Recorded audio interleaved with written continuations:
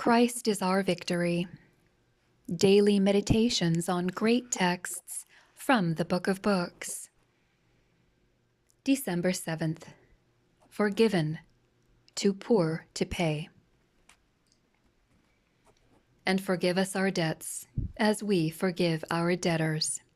Matthew 6:12.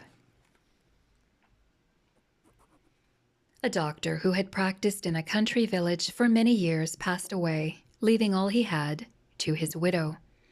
She was a grasping woman and asked the trustees to be sure to collect all outstanding debts.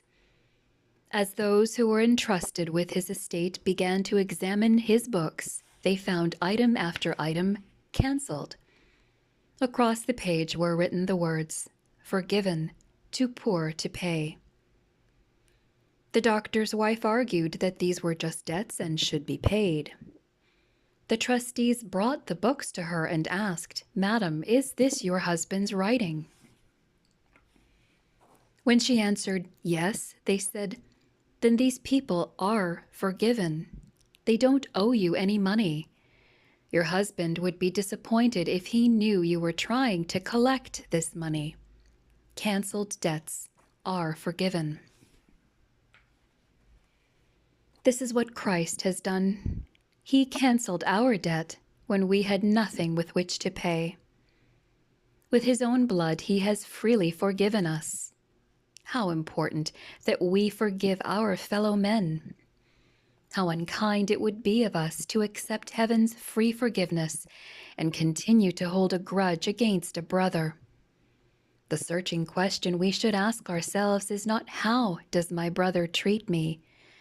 But how do I treat him? What was the example of Christ upon the cross? He prayed for his enemies and forgave those who mistreated him. Stephen, the first Christian martyr, when the sharp stones were cutting his flesh, raised his voice, saying, "Lord, lay not this sin to their charge." It was this Christ-like act that brought a secret conviction to the heart of the haughty Saul of Tarsus. Even though he continued to persecute Christians, he could not efface the memory of that experience. Eventually, the bitter persecutor was changed into the self-sacrificing preacher of the cross.